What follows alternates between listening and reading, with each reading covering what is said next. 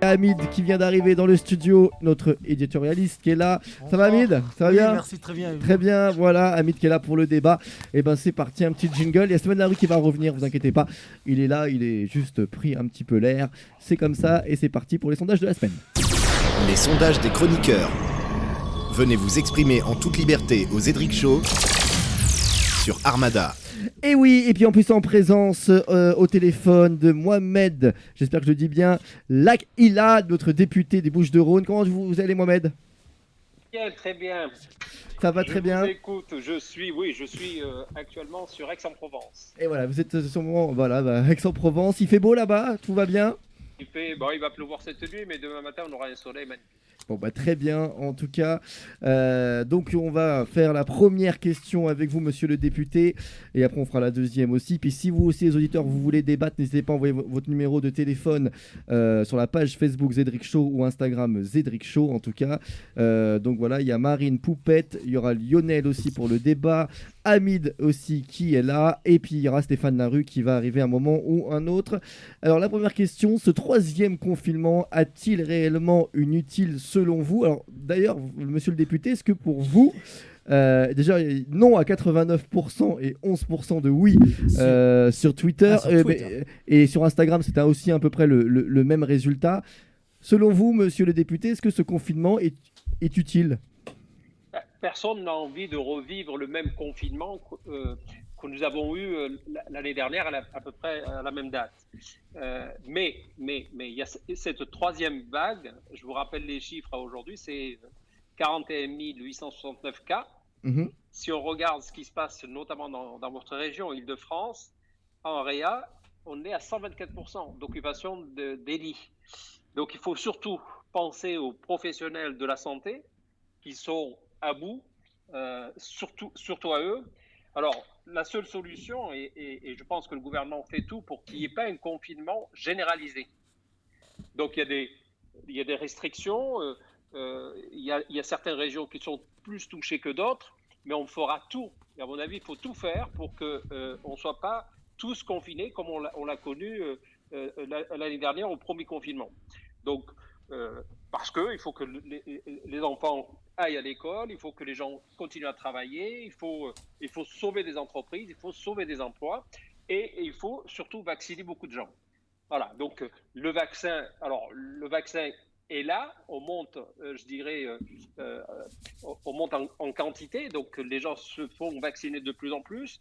On a tous les vaccins qui commencent à arriver. Alors, il y a l'AstraZeneca, il y a Moderna, enfin, tous les vaccins sont là. Je pense que d'ici cet été, j'espère qu'on aura une bonne proportion de population qui seront vaccinées. Donc, il ne faut surtout pas hésiter sur le vaccin.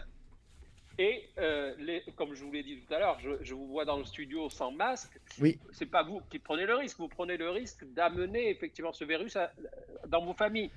Après, on fait les mètres de distance. Il y a les mètres de distance, monsieur le député. Voilà. Il faut de la distance. Il faut faire attention. Le studio est aéré, il y a les distances, distanciations, et avec les photos aussi, on fait des distances. C'est vrai qu'on nous voit sans masque, c'est vrai que ça peut aussi choquer. Donc voilà, mais on essaie de prendre les distances le plus possible en tout cas, mais monsieur le député, on essaye en tout cas. Alors l'équipe, vous, qu'est-ce que vous en pensez de ce confinement? Après on parlera des vaccins aussi, parce que vous en avez parlé aussi, bien monsieur sûr. Le député. Poupette, toi, ce confinement, est-ce que pour toi il est utile ou pas? Moi je rejoins les tweetos, pour moi il n'est pas du tout utile. On nous a vendu quelque chose qui est censé freiner sans enfermer. Bon, on a gagné 1 heure au niveau du couvre-feu, rien n'a changé au niveau du télétravail, on a encore beaucoup d'entreprises qui ne se prêtent pas au jeu, on a fermé des boutiques, tout le monde se retrouve à s'entasser une nouvelle fois dans les supermarchés, on a interdit les déplacements hors région, on l'a vu, les gares elles étaient pleines, tous les Parisiens ont décidé de partir et c'est valable, je parle là pour la région parisienne, mais pour toutes les autres régions où il y a eu justement ce confinement. J'ai un peu la sensation qu'on est en train de chercher une immunité collective un peu déguisée en mesure de précaution, et ça c'est un truc qui me plaît pas. Pardon, le fait que les Parisiens soient partis, ça n'aura aucune incidence. Mais ça t'en sais rien malheureusement. Non, parce qu'on l'a vu pour Noël et même lors du premier confinement. Il n'y a pas eu de problème après. Selon moi, et là j'ai aucun chiffre pour appuyer ce que je vais dire, il y a un moment, plus on avance dans le temps, moins on est vraiment carré, je pense, et bon élève dans la façon de gérer la crise. Je pense qu'il y a un moment, les gens sont fatigués, ils en ont marre, ils ont envie de se libérer. Là, c'est des personnes qui sont parties, qui vont peut-être emmener une espèce de Covid parisien dans d'autres régions françaises. On s'en sortira jamais comme ça, selon moi. Donc, soit on assume que finalement, peut-être que tout ça, c'est juste chercher l'immunité collective en attendant que le vaccin aussi nous y aide, soit véritablement, on confine et on vaccine à fond. Mais de toute façon, on en parlera après de la vaccination. On le sait maintenant, de toute façon, c'est notre seule porte de sortie. Ouais, on en parlera. Il y a un moment, si c'est notre seule porte de sortie, qu'on décide de ne pas vraiment confiner, à ce moment-là, on est censé avoir vraiment des vaccins et une réponse justement vaccinale beaucoup plus importante que celle qu'on a aujourd'hui. Hamid. Oui, moi j'entends ce que dit monsieur le député, monsieur Mohamed Lakila, mais je crois qu'on ne peut pas réellement parler de confinement parce qu'en réalité, ce que l'on voit, c'est que ce qui a été mis en place par le président de la République et la majorité, c'est comme l'a rappelé Poupette, c'est qu'on a rajouté 1 heure et que finalement les Parisiens peuvent circuler avec une attestation. Au départ, on a dit sans attestation sur un périmètre de 10 km. D'abord, c'est une chose qui a été extrêmement floue. Moi, j'aimerais poser une question à monsieur le député. Vous, la majorité du MoDem aujourd'hui qui soutient le gouvernement, on l'a vu avec François Bayrou et le président de la République et son conseil, je dirais, de long, mais ça tout le monde le sait. Quelle est la position du MoDem sur la position du président de la République? Il a récemment dit que, en tout cas lui, qu'il assumait ce confinement entre parenthèses et que ce n'était pas une erreur de sa part. On a parlé de mea culpa. Quelle est la position de votre parti politique et surtout de vous? Si on écoute le monde de la santé, les professionnels de la santé, ils vous disent qu'il fallait confiner. Oui. Et je me rappelle cet été, au mois d'août, à Marseille, on avait été alertés par les professionnels de la santé en disant qu'il faut confiner immédiatement parce que ça risque d'être catastrophique à la rentrée.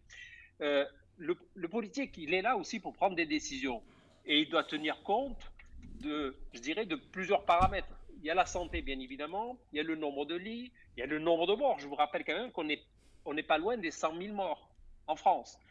Il doit tenir compte aussi de l'état psychologique des gens aujourd'hui, de ceux qui travaillent, des entreprises qui risquent qui sont fermées pour certaines et celles qui risquent de s'arrêter. Donc la décision doit revenir de toute façon aux politiques. Après, c'est des options. Le président de la République a assumé effectivement qu'il n'y ait pas un confinement strict, comme on l'a revu en Italie, comme on l'a vu en Espagne, comme on l'a vu en Allemagne.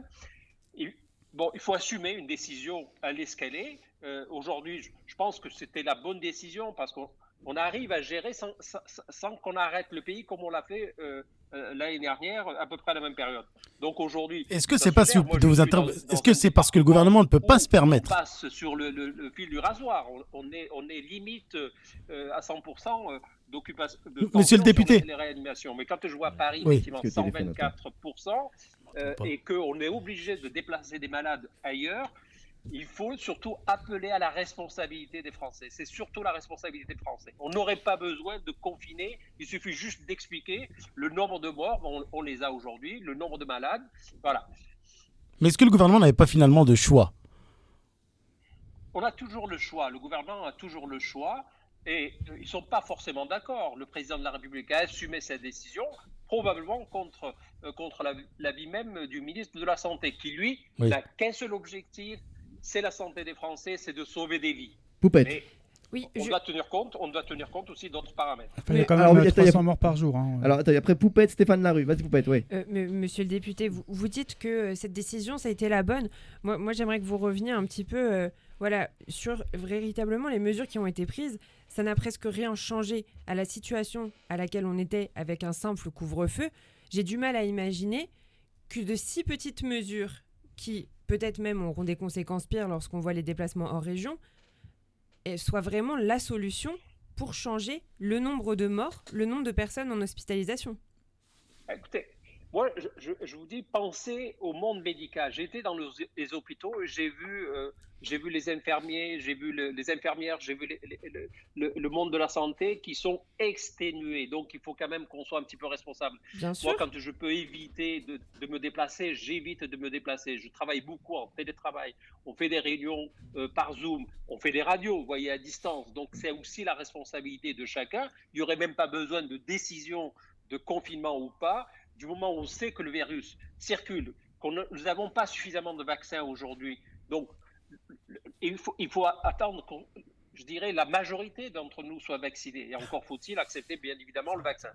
Donc, la responsabilité de l'élu, c'est d'abord d'être éclairé par le scientifique. C'est ce que fait le gouvernement, c'est ce que fait le président de la République. Et ensuite, il y a des décisions à prendre. Mais il faut surtout appeler à la responsabilité des Français, à leur sens civique. Mais c'est surtout ça. Les Français, on les appelle à ça, justement. Mais ça, on les appelle depuis l'année dernière. Du moment où on sait le danger que c'est que de circuler, de ne pas respecter les gestes barrières, etc. Stéphane. Bon, il faut quand même être sérieux parce qu'au premier confinement, il y a eu le premier confinement qui était très dur. On a déconfiné trop tôt. Même le gouvernement était plutôt d'accord. Ça a empiré pendant l'été parce que c'était un peu tout et n'importe quoi, il faut être honnête. Pas après l'été, en septembre. Ou en septembre, enfin en septembre, après, oui, c'est vrai, il y avait eu tout un truc. Ouais. Donc on a été obligé de reconfiner à partir d'octobre, je crois que c'est ça, à partir d'octobre, parce qu'on a déconfiné trop rapidement. Là, maintenant, le gouvernement fait un peu l'effet. Enfin, c'est un peu spécial. C'est que tout à l'heure, là, tu parlais d'immunité collective. C'est vrai qu'on a l'impression que c'est une immunité déguisée qui est en train de se passer, avec en plus la décision d'un seul homme, c'est-à-dire Emmanuel Macron. C'est quand même que lui qui décide sans écouter. Et pardon, mais il n'écoute pas, en fait. Il les écoute pas, les médecins, tout ça qui alertent. Au-delà de ça, on lui a reproché de trop les écouter au début. Le conseil scientifique. Oui, oui, d'accord. Mais enfin, depuis un an, il y a combien de morts par jour ? Et ça continue encore là. Il y a un mois et demi, les Français étaient d'accord, étaient prêts à être reconfinés durement. Ils étaient prêts il y a un mois et demi. Le président a pris un autre chemin. Aujourd'hui, on ne sait pas d'ailleurs ce qui passe. Jeudi prochain, on va imaginer qu'il va y avoir encore de nouvelles contraintes. C'est ce qu'on nous fait depuis plusieurs mois. Ça devient hallucinant parce qu'on ne sait même pas dans 1 mois, 2 mois, 3 mois ce qui va se passer. Ils ne savent même pas eux-mêmes au gouvernement. Moi, je me souviens d'un Olivier Véran qui disait il y a 2 mois, il nous donnait carrément un calendrier de vaccination jusqu'au mois de juillet. C'était il y a 2 mois. Tout est parti en cacahuète. Tout est parti en cacahuète depuis. Et maintenant, il n'y a plus de calendrier. Tout le monde est prudent. Tout le monde est... Parce que voilà, mais pourquoi ne pas reconfiner d'un coup ? On sait que c'est dur. On sait qu'aussi qu'à l'école, c'est vrai que... Alors, il y a aussi ce problème d'école. Moi, j'ai un enfant qui passe son bac cette année, donc c'est aussi compliqué. Moi, il me raconte ce qui se passe à l'école. Il n'y a pas forcément de masque. Alors, il y en a aussi, sauf qu'à la cantine, c'est un peu le bordel, il faut être très honnête.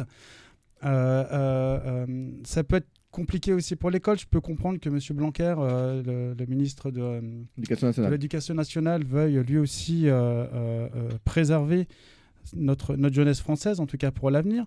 À aucun moment, Jean-Michel Blanquer a parlé d'adapter les cours, d'adapter le programme scolaire. À aucun moment il a parlé de ça. Ce qu'il veut lui absolument, c'est qu'ils aillent tous jusqu'à la fin de l'année. C'est hallucinant d'entendre ce genre de truc. Moi, je sais que mon fils, il a très peur pour son bac. Il pense qu'il va pas l'avoir, et non seulement il pense qu'il va pas l'avoir, mais en plus il pense qu'il a plus d'avenir. Et il faut aussi se mettre à la place des jeunes. Les jeunes, en fait, ils sont plutôt volontaires. De toute façon, ça fait 1 an, ils écoutent ce qu'on leur dit de faire. Et après, forcément, il y a un moment, ils ont 18, 19 ans, 20 ans, ils ont envie de sortir aussi. On est en train de leur niquer leur vie, pardon pour le mot, mais c'est un petit peu ça. On leur nique leur jeunesse. Et ça commence à bien faire. Et aussi pour les Français, pourquoi ne pas reconfiner, faire quelque chose de dur, un 3e confinement, mais un vrai, c'est-à-dire d'avoir les coronesses, de dire, allez, maintenant, on y va, et on fait tout pour stopper cette épidémie, et puis on déconfinera pas aussi rapidement que la dernière fois. Ça passera peut-être mieux, on n'a pas de perspective, on ne sait pas ce qui va se passer. Monsieur le député, est-ce qu'il faut vraiment un vrai confinement comme le dit Stéphane Larue ? Moi, je ne suis pas d'accord. Vous n'êtes pas d'accord ? Moi, le premier, je n'ai pas envie d'être confiné. Je fais tout pour ne pas, effectivement, choper cette saloperie ou de la transmettre si je l'ai. Donc, le confinement, c'est vraiment la solution, je dirais, d'échec. Oui. Et ça a été une solution au début parce qu'on n'avait pas de masque, on connaissait pas suffisamment. On n'a pas de vaccin aujourd'hui. Aujourd'hui, on arrive à gérer. Alors, encore faut-il, et je le rappelle, que nos concitoyens soient responsables. On l'a vu, je crois que c'était le week-end dernier sur Marseille, avec 6500 jeunes qui ont fait la fête. Ça, vous d'ailleurs, qui êtes député du Bouches-du-Rhône, Voilà, vous voyez, qui êtes donc, député des Bouches-du-Rhône. je préfère appeler à la responsabilité des gens et puis surtout faire en sorte qu'on ait les vaccins. Alors les vaccins, vous savez que on n'en a pas suffisamment aujourd'hui. On n'en a pas suffisamment. On travaille à l'échelle de l'Europe avec cette solidarité au niveau européen. Mais je crois que la seule solution aujourd'hui, ça C'est sera ça le le vaccin. problème. Lionel. En Angleterre, ils ont plutôt assuré en Angleterre, me semble-t-il, aux États-Unis aussi. Hein. C'est peut-être que le problème, on est trop au crochet de l'Europe. Pardon ? Comment ? Pardon, monsieur le député ? Est-ce que vous connaissez le nombre de morts en Angleterre ? Ouais, enfin. J'ai de la famille, moi, qui vit à Londres, et je sais que ça a été très difficile pour eux avant d'avoir le vaccin aujourd'hui. Alors, ils vaccinent effectivement beaucoup plus que nous, puisqu'ils ont l'AstraZeneca, mais il y a eu beaucoup plus de morts en Angleterre que chez nous. Lionel. Euh, Et après, on parlera du vaccin aussi, mais on est dans Oui. les deux débats. Hein. Vas-y. Oui. Non, moi je suis pas pour un confinement. Déjà là, il faut se le dire, c'est pas un confinement. Ça a été. Déjà, ils savaient même pas comment ils ont dit confinement. On a des restrictions, voilà. Oui, voilà. Oui, c'est vrai que c'est pas le confinement tel qu'on nous l'a fait Oui. 4 mois quand dur C'est ce que je disais. l'année dernière. Oui. D'ailleurs, à la conférence de presse de Jean Castex, c'était marqué confinement et même Macron, il rejette ce mot, donc c'est pas confinement. Et d'ailleurs, en vrai, ce qui a changé, c'est juste certains commerces qui sont fermés. On sait pas pourquoi, parce que dans les petits commerces, c'est pas là qu'on se contamine. Et ce qui a changé aussi, c'est que dans les 19 départements là qui sont concernés par le confinement entre guillemets, du coup, on peut pas se déplacer d'une région à une autre. Voilà. Mais autrement, ce qui a rien changé, il y a rien. Mais en fait, où on se contamine, c'est où apparemment, ça serait en entreprise. Dans les écoles, Et il ça, paraît. Dans les écoles, Oui. point d'interrogation, ça Mais dépend. si, Non, mais je veux si, dire. Non, mais je veux dire. Blanquer a commencé à le reconnaître, Oui, mais que ça partit en live. Ok, hein, quand même. ok. Parce qu'ils reconnaissent pas trop, mais là ça commence peut-être. Non, parce que lui, il a un programme. C'est quelqu'un de très obtus, visiblement. Hein, pardon, monsieur le député, mais visiblement, c'est quelqu'un de très obtus, Jean-Michel Blanquer, et qui veut absolument. Enfin, je sais pas, c'est un peu comme le maître d'école, tu sais, dans des. En pension, toi, il me fait un petit peu penser à ce genre de personnage. Je posais une question, monsieur le député. Est-ce qu'il faut fermer les écoles ou est-ce qu'il faut mettre en vacances 15 jours plus tôt, comme l'a proposé Valérie Pécresse ? Valérie Pécresse, ça fait de la politique. Moi, j'ai un gamin qui va à l'école. Oui. Il a 10 ans. Hein. Oui, tous. Et c'est moi vous dire que aussi bien les parents que le gamin, ils sont contents qu'il y ait l'école et pas l'école à la maison. Est-ce qu'il faut avancer ? Oui, c'est une idée qui a été émise comme une autre. Pourquoi pas ? Il faut l'entendre. Je ne suis pas forcément contre cette idée-là. De toute façon, ils vont être en vacances. Alors qu'on l'avance un petit peu ou pas, si ça peut aider, pourquoi pas ? Je ne suis pas non plus complètement défavorable. Mais il faut que les enfants continuent à aller à l'école, il faut que les entreprises continuent de travailler, il faut qu'on vive avec ce virus. Voilà, on ne peut pas s'enfermer définitivement parce que vous allez confiner, comme certains pays l'ont fait, pendant 1 mois, pendant 2 mois. Ils ouvrent et hop, tout se relâche et on reconfine 2 mois après. Donc, ce n'est pas possible. À mon avis, ce qu'il faut faire aujourd'hui, c'est en citoyen responsable, on fasse attention et qu'on vive avec ce virus. C'est-à-dire qu'on ne s'embrasse pas, on ne va pas à plus de 6 dans une pièce, on ne va pas manifester comme certaines l'ont fait, y compris en faisant la fête. Il faut être responsable en attendant qu'on soit tous vaccinés. Les manifestations sont autorisées. Hein. Mais ça n'arrivera pas, à mon avis, avant septembre. Quoi. Alors, Poupette, après Hamid, et alors Poupette, oui. Oui, pardonnez-moi, on dit qu'on doit être responsable. Je pense que les Français ont quand même été pas mal responsables. Et pour moi, le fait de ne pas prendre vraiment de décisions strictes, c'est laisser aussi couler tout ce qui est en train de se passer. Ça va continuer sur la durée. Et les personnes en fait, dont vous parlez qui doivent continuer à travailler, on ne parle pas de la majorité qui ne travaille plus, c'est-à-dire la restauration, tout le monde du spectacle. Ce n'est pas une majorité. Excusez-moi, il y a quand même énormément de personnes qui aujourd'hui ne travaillent pas depuis plus d'1 an, sont chez eux et ne voient que les 4 murs de leur appartement. Écoutez, j'ai un métier aussi, je suis expert comptable. J'ai beaucoup de restaurateurs on continue à travailler avec des livraisons et ils sont sortis de cette fermeture définitive qui était les arrêtés concernant les restaurants. Il y en a qui ont rebondi. Moi, j'ai des clients qui finalement ont fait plus de chiffre d'affaires en 2020 que les années où le restaurant était ouvert. Hamid.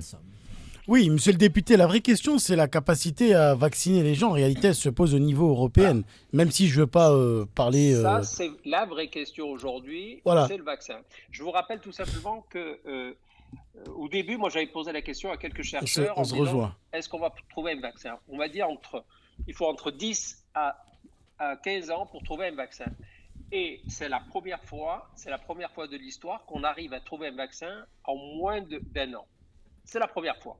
Et tous les pays se sont mis. Il faut rappeler aussi quelques chiffres. Oui, Nous devons vacciner à peu près 8 milliards de personnes. effectivement. La France, c'est que 66 millions de personnes. Il faut vacciner l'ensemble de la planète. Parce Mais- que tant que... Rappelez-vous comment il est arrivé, ce virus.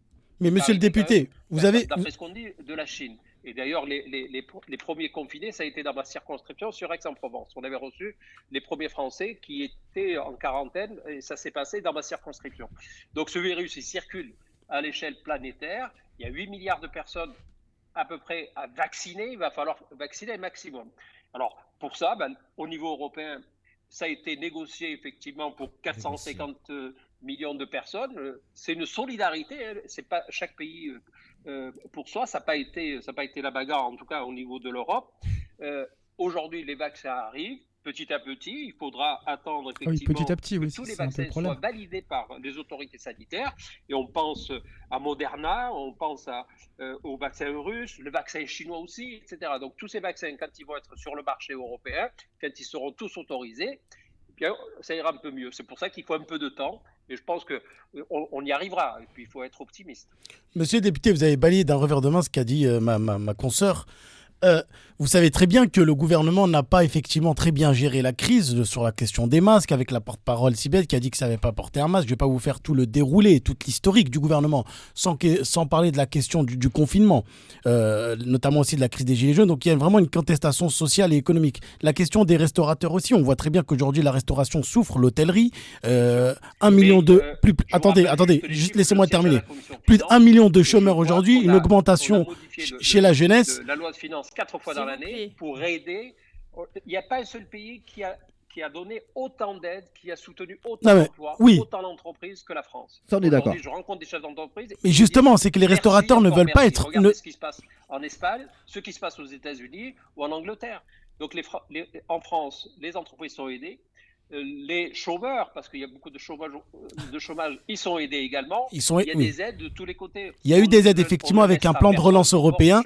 Il y a eu des aides avec un plan européen qui peut être sujet à débat. Et d'ailleurs, on va aggraver effectivement la dette. Je vous rappelle qu'on est passé à plus de 120% du PIB intérieur brut en ce qui concerne la dette. Et de ce fait, ça sera les Français qui le paieront. Mais ça, c'est un débat technique et économique que je ne veux pas avoir avec vous ce soir. C'est pas le propos de ma démonstration. Aggravé par ce qu'on appelle la relance. Parce oui. On a voté aussi, c'est pour ça. C'est pas le propos de ma démonstration. Pour la relance. Le propos de ma démonstration, oui.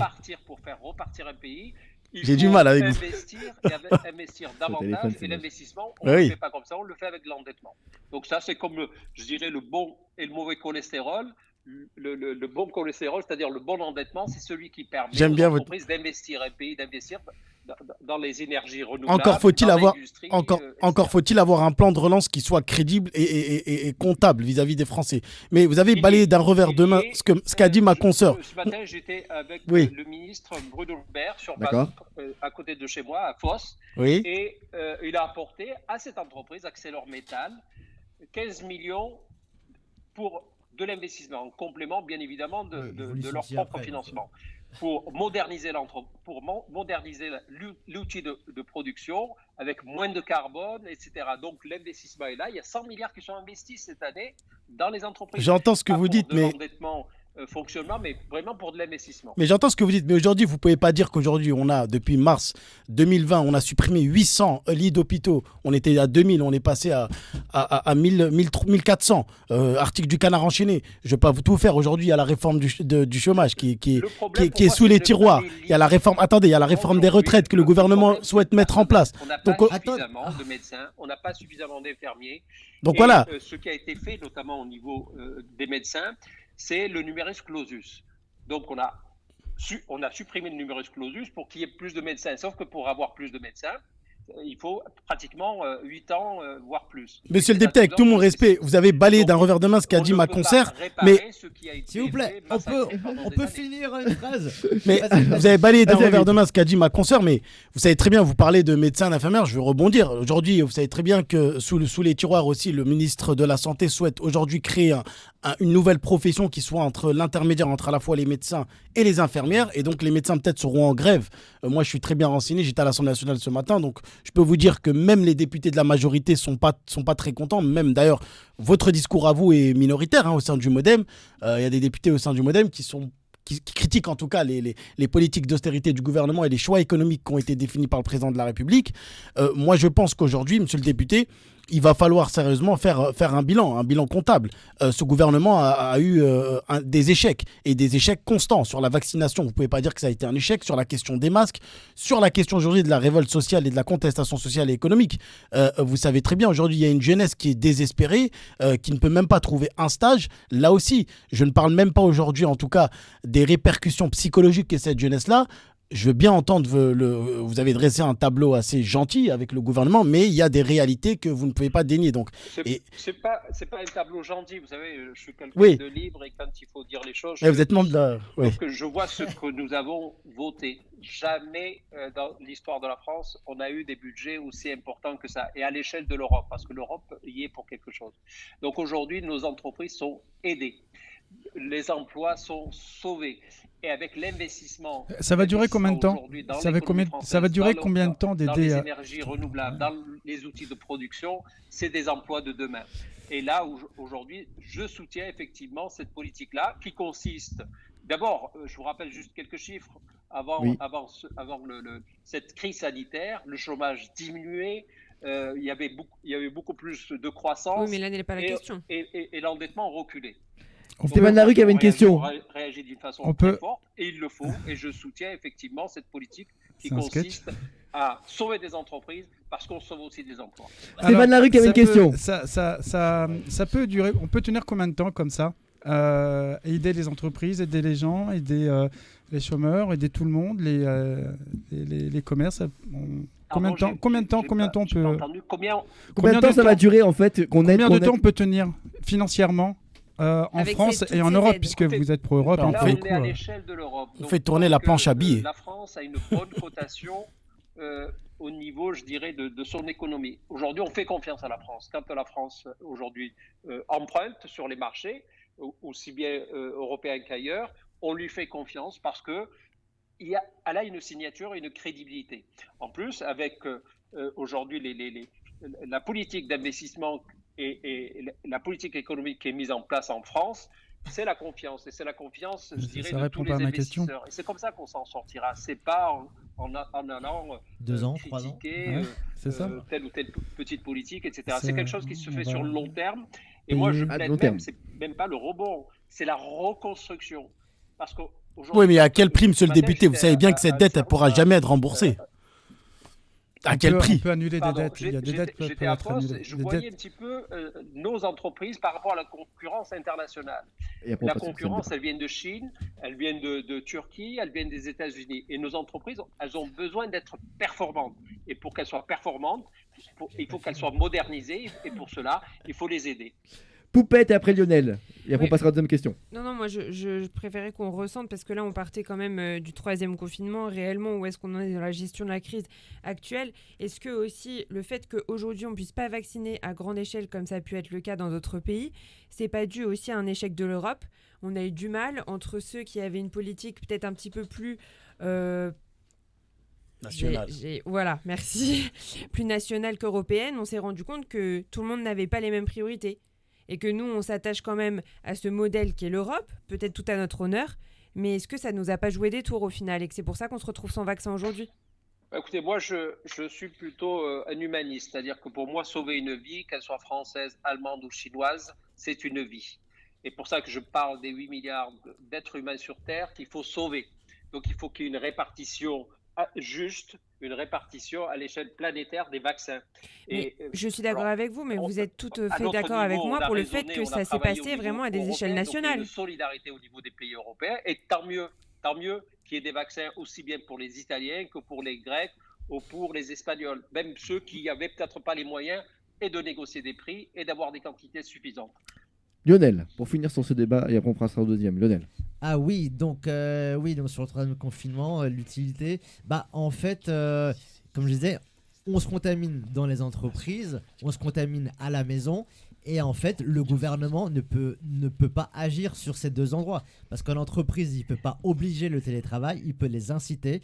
Parce que là, le gouvernement a parlé de sanctions, il ne peut pas sanctionner le gouvernement ne peut pas sanctionner les entreprises. Enfin, même si les inspecteurs du travail viennent, il n'y a pas de sanction possible, vu que c'est de l'incitation.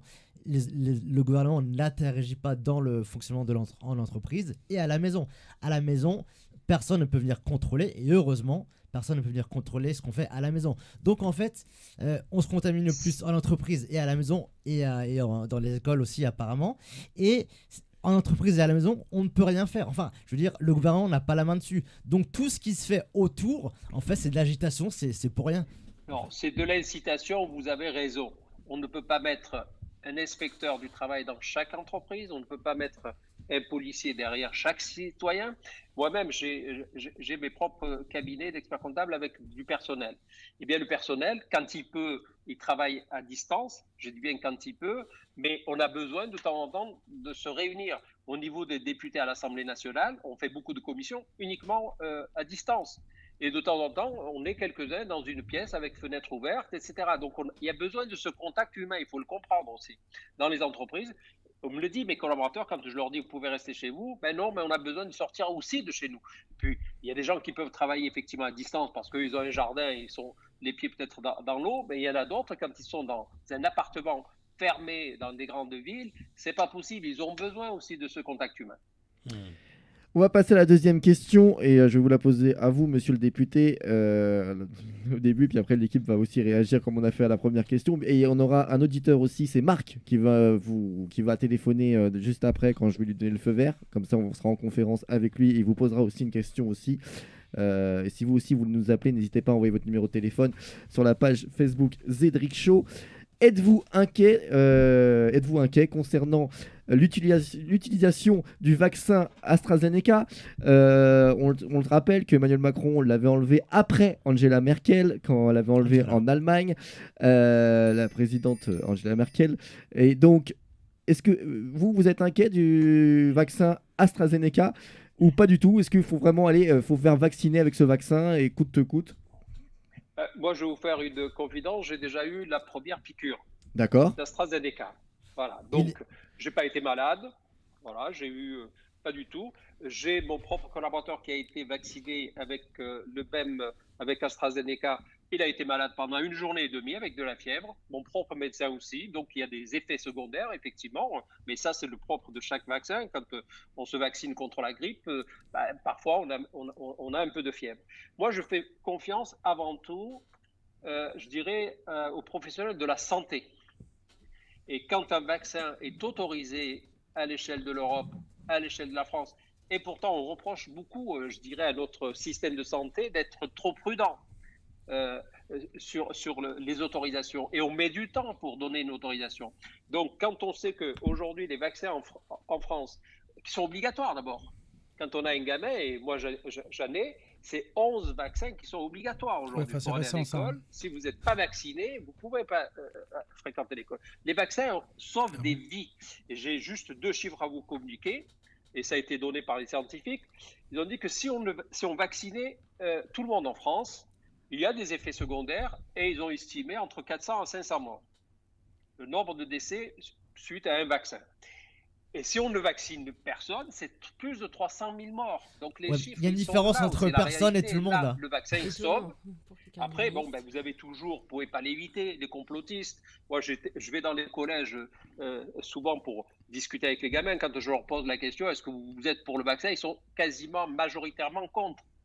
Donc, aujourd'hui, il y a cette idée, effectivement, que les vaccins, on s'en méfie. Alors, il y a eu cette polémique ou cette alerte par rapport à ce vaccin en Allemagne, notamment. On a réagi le temps de vérifier peut-être s'il y avait vraiment des morts dues au vaccin.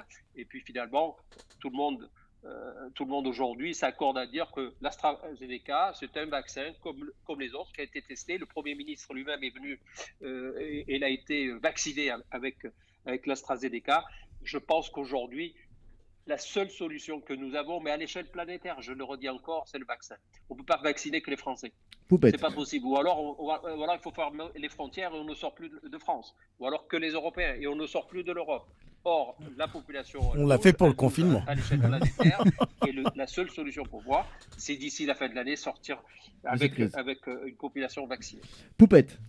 Moi, je rejoins monsieur le député. Non, je ne suis pas inquiète vis-à-vis de l'utilisation du vaccin AstraZeneca. Mon père s'est fait vacciner il y a quelques jours, il va très bien. Et au-delà de ça, je ne me fie pas qu'à ça. Il y a eu des effets secondaires très graves, mais il n'empêche qu'il reste exceptionnel, que ce n'est pas la première fois qu'un vaccin a des effets secondaires à des échelles qui sont graves. On est dans un schéma en ce moment où, de toute façon, on analyse absolument tout. Mais il y a des vaccins pour la grippe qui ont été mal reçus par énormément de personnes. Et je parle de la grippe, mais on peut parler de toutes les épidémies qui ont précédé. Donc je pense que le débat, il n'est pas là, il est vraiment dans la quantité. Moi, je ne suis pas inquiète. On est d'accord. À partir du moment où des scientifiques ont fait leur travail, c'est quand même pour ça qu'on leur fait confiance. Je pense qu'il faut les écouter un minimum. Hamid. Moi, je partage l'analyse de monsieur le député, mais ce qu'il omet de ne pas dire, c'est que ce vaccin-là a été politisé dès le départ. C'est un vaccin maudit qui a été utilisé en réalité par le président de la République pour régler ses comptes avec les Anglais. Ce vaccin est d'origine anglaise et c'est un vaccin qui a été fabriqué en Angleterre. Et donc, après le Brexit, le président de la République a eu, en tout cas, je dirais, des antécédents avec M. Boris Johnson. Et ce vaccin a été politisé. On a mis de l'idéologie sur ce vaccin. Et aujourd'hui, on récolte ce qu'on a semé. Et par conséquent, pourquoi les États-Unis, je voulais revenir sur ce que a dit monsieur le député, pourquoi les États-Unis aujourd'hui, l'Angleterre et Israël ont réussi, c'est parce qu'ils produisent des vaccins. Le vrai débat de fond aujourd'hui, c'est est-ce que la France a cette capacité de produire des vaccins? Quand on voit aujourd'hui que Sanofi, c'est un échec encore, qui aujourd'hui licencie 500 personnes, on a le droit de se poser des questions aujourd'hui. La question de la souveraineté sur la santé, ce sont des vraies questions aujourd'hui. La question de la souveraineté sur l'agriculture. Il y a des débats de fond aujourd'hui qu'il faut avoir. Et critiquer en tout cas une politique gouvernementale, ce n'est pas remettre en question tout. Il y a des choses qui ont été bien faites, mais je pense qu'aujourd'hui, ce vaccin a été politisé. Et c'est là où le gouvernement, en tout cas, pêche par ce qu'il a prêché. Monsieur le député.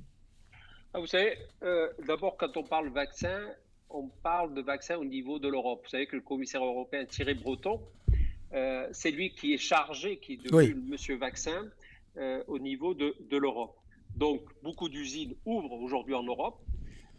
On va produire, alors j'ai noté quelques vaccins comme ça de tête, donc l'AstraZeneca, le Moderna, le Pfizer. Biotech, le Johnson. Demain, on aura aussi le Sputnik, le russe et voire d'autres. Et à l'échelle de l'Europe, on est parti sur des chiffres qui sont plus qu'encourageants. C'est pas dit ce qu'a dit le président de la République sur le Sputnik. Plus d'1 milliard de doses par an. Et il me semble de tête, c'est une 50aine d'usines aujourd'hui au niveau de l'Europe qui vont tourner à plein régime. Donc faisons confiance, je dirais, d'abord à cette solidarité européenne. Mais monsieur le député, il n'y a pas une guerre... Parce que peut-être qu'on peut en fabriquer en France, mais peut-être qu'en Grèce ou en Italie, on ne pourra pas. Donc, on raisonne au niveau de l'Europe. Il y a une solidarité au niveau de l'Europe. C'est une vraie guerre qu'il faut mener. C'est une guerre économie, y compris au niveau de l'économie. Donc, faisons confiance. Je pense qu'en quelques mois, on va arriver à avoir suffisamment de vaccins pour que tout le monde soit vacciné. On a eu cette polémique sur les masques au début, puisqu'on n'en produisait pas. Il a fallu des mois et des mois pour arriver à stabiliser la production. Et aujourd'hui, on ne se pose même plus la question pour savoir si on va trouver un masque ou pas. Thierry Breton a dit jusqu'au mois de juillet. Suffisamment, je dirais, y compris le 14 juillet. Sur son propre territoire. Stéphane. Monsieur le député, moi, il y a une chose qui commence à m'inquiéter. Enfin, peut-être que je me trompe, mais visiblement, ce vaccin, il faudra 2 doses. On a déjà du mal à avoir une dose et il y a déjà des gens qui sont vaccinés pour la première dose. Si on a des retards pour une première dose, comment ça va se passer pour la deuxième dose ? pour les gens qui ont déjà été vaccinés. C'est prioritaire, non? Ils sont pas. Je sais pas, Alors, oui, mais j'ai du coup, mes propres parents qui ont plus de 75 ans qui ont été vaccinés, qui ont eu la première et la deuxième dose. ils ont Donc, déjà eu la deuxième. aujourd'hui, la stratégie, en tout cas, qui a été menée en France, c'est celle de s'occuper d'abord des plus fragiles. On a beaucoup moins, aujourd'hui, dans les maisons de retraite, quasiment 95% de la population est vaccinée. Donc, on s'est attaqué d'abord aux plus de 75 ans, au monde médical, parce que les professionnels de la santé, il faut les vacciner. Donc, aujourd'hui, Ils veulent pas les on touche vacciner. à des populations dites à risque. Et donc, cette stratégie, parce que nous n'avons pas de vaccin aujourd'hui pour tout le monde, il faut le dire, c'est clair. Il n'y a pas suffisamment de On les vaccins. aura Mais au par mois de contre, juillet, on monte jusqu'au en mois de juillet. puissance. À l'échelle de 2025. l'Europe, on monte en puissance et on va avoir des vaccins. D'ici le mois de mai, on vaccinera davantage. Moi, je sais pas, j'avais relevé quelques Vous chiffres. pouvez pas être catégorique, au on ne niveau, sait pas, c'était pareil pour les y masques. compris Enfin, je sais chez pas. vous, Île-de-France, on est à plus d'1 million de vaccinés aujourd'hui, 1,2 million, je crois. Ouais, 1 on est, 200 000. c'est pas énorme. Hein. Lionel. 129 540 exactement aujourd'hui. Vous voyez, Lionel, et il y a Marc c'est qui pas va nous appeler. suffisant, mais voilà, on est sur la bonne pente et surtout, on vaccine les plus fragiles. Un jeune qui tombe malade. Et moi, j'ai été malade. On arrive au bout de 3-4 jours, allez, une dizaine de jours à s'en sortir. Mais quelqu'un de plus de 75 ans qui est malade, il est en réa et malheureusement, souvent, il fait partie des morts. Et je vous rappelle toujours le chiffre, on frôle aujourd'hui les 100 000 morts. C'est ouf. Lionel. Alors, il y a eu beaucoup de polémiques avec ce vaccin. Déjà, l'Union européenne avait commandé 300 millions de doses, et là, ils vont livrer un quart des doses prévues au premier trimestre. Donc, il y a eu beaucoup de retard. Ils avaient invoqué un problème de la production avec une entreprise en Belgique. Après, il a été dit qu'il était moins efficace avec le variant sud-africain. Après, le personnel de santé a été vacciné avec. Pour les moins de 65 ans, il a été dit qu'il y aurait plus d'effets secondaires qui seraient plus graves que prévu. Après, les plus de 65 ans, on ne sait pas. Au début, on n'avait pas de données, donc on ne savait pas si on pouvait les vacciner ou pas. Et alors maintenant, ils sont interdits pour les moins de 55 ans. C'est uniquement de 55 à 74 ans. Alors moi, je pose la question, c'est ceux qui ont déjà été vaccinés avec la première dose. Qu'est-ce qu'on fait? Pour l'instant, on n'a aucune réponse. En principe, ceux qui ont eu la première dose auront la deuxième. Hein. Et ça, on ne le sait pas. La haute Ils ont autorité de santé. déjà fait rendez-vous. Hein. La haute autorité de santé Ce qui n'a pas été le cas, à mon avis, en Angleterre. Mais par contre, en France, quand on a la première dose, on a la deuxième. Oui, mais la haute autorité de santé n'a pas encore donné son avis et elle va le rendre dans quelques jours. Donc ça, on ne sait pas encore. On va attendre. En tout cas, on espère que ceux qui ont été vaccinés quand même, qu'ils n'ont pas utilisé. Il y a Marc qui est avec nous au téléphone. Bonsoir Marc. Bonsoir. Bonsoir. Tu avais une Salut. question à poser par rapport aux députés, par rapport au vaccin. Vas-y, on t'écoute Marc. Alors moi déjà, je suis obèse, donc moi je vais prendre le vaccin AstraZeneca sans problème, mais c'était pour parler de ma mère. En fait, elle a des problèmes de sang et veineux et elle a eu des thromboses.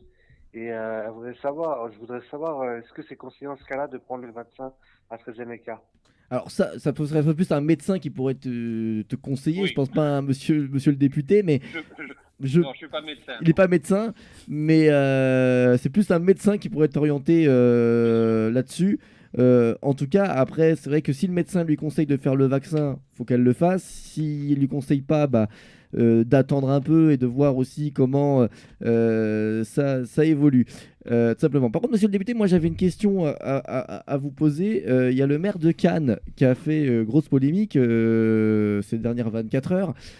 Qui voulait vacciner les moins de 50 ans. Le maire de Cannes qui voulait prendre, dans sa ville, il voulait vacciner les maires de Cannes. Et M. Véran est monté au créneau en disant qu'il fallait qu'il fasse la même stratégie que toute la France et ne pas aller dans la stratégie du monsieur le maire, le maire de Cannes. Vous pensez que la stratégie est bonne, monsieur le député, qu'il faut d'abord vacciner les retraités, après les moins de 50 ans, après on monte petit à petit, quoi. Est-ce que la stratégie est bonne ou pas? Voilà, la santé aujourd'hui, elle est gérée effectivement au niveau national par le ministre de la Santé et avec des services déconcentrés au niveau des préfectures et de l'ARS, l'Agence régionale de la santé. Donc c'est à ce niveau-là. Moi j'ai avec l'ensemble des élus des Bouches-du-Rhône, nous avons une réunion tous les vendredis avec le préfet qui nous tient au courant d'abord ce qui se passe ville par ville et on en est avec les vaccins, etc. Le maire ne peut pas décider. Alors les maires, il y en a certains, ils font un peu de vent, ils font du bruit, mais c'est pas eux de décider d'avoir plus de vaccins dans une ville par rapport à une autre, etc. La stratégie, elle est définie au niveau national, elle est assumée par le gouvernement, et au niveau de la région, elle est assurée par le préfet de région, bien évidemment, en concertation, parce qu'on est quand même concerté là-dessus, les élus. Mais c'est pas aux maires de prendre la décision en matière de santé. Il y a les agences régionales de la santé, c'est leur job, c'est leur rôle, et c'est pas le maire qui n'a qu'une connaissance partielle de ce qui se passe sur son propre territoire en termes de maladies, de lits disponibles, de médecins, etc. D'accord, pour conclure, Poupette, Hamid, Stéphane Larue, Lionel, et après on conclura avec le député. Poupette, pour conclure. Pour conclure, on est tous d'accord pour dire que la vaccination sera notre porte de sortie et que j'espère qu'on va accélérer. Peut-être. Parce que le problème, c'est qu'il risque d'y avoir encore d'autres variants, et on le sait. Oui, mais jusque-là, on a des vaccins qui peuvent être efficaces aussi contre des variants. Encore faudra-t-il qu'ils arrivent. Qui sera vacciné dans l'équipe ? Qui va se faire vacciner ? Moi, je pense que je serai obligé, parce que je pars en Guadeloupe, donc je pense que je vais être obligé, donc pas le choix. Alors, si monsieur le député, si je dois me faire vacciner, là, c'est bon pour moi ? Non, j'ai 30 balais, c'est mort. Ah non, tu peux pas. Je peux pas, c'est mort. Vous êtes trop jeune pour l'instant. Non, ce qu'il faut, c'est surtout d'abord, comme on n'a pas suffisamment de doses, effectivement, la priorité est donnée à tous ceux qui sont plutôt fragiles. D'accord. Hamid, pour conclure. Non, moi je crois que c'est vrai qu'aujourd'hui c'est important que le gouvernement relance une activité économique. Ça a été beaucoup d'échecs. Je pense qu'on doit mettre le paquet sur le vaccin, sur les doses, notamment ceux qui sont les plus faibles, en tout cas qui ont besoin de ce vaccin-là.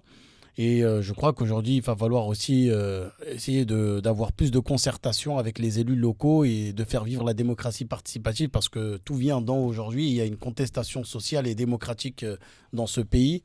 La Ve République, on voit qu'elle est à bout de souffle. Et donc, je pense que l'élection de 2022 va promettre beaucoup de surprises et beaucoup de contestations sociales.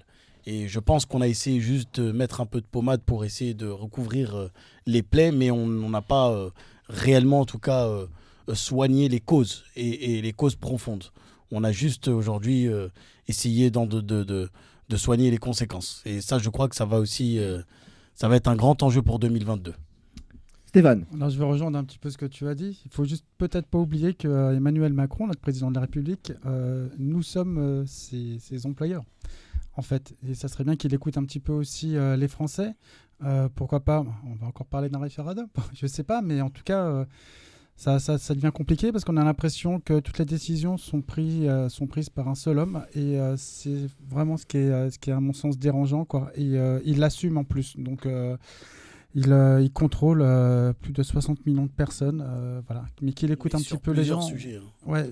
Et il faut juste comprendre qu'on en a marre, quoi. C'est vraiment sur la durée, il y en a marre, quoi. Voilà. Et il y a trop de restrictions tout le temps. La loi sur la sécurité globale, la loi sur le séparatisme. Donc c'est un tout dans ce gouvernement-là aujourd'hui. La France a une image au niveau international qui est catastrophique. Au niveau de la relation avec le monde musulman, avec les pays du Maghreb, avec l'Afrique, avec l'Asie.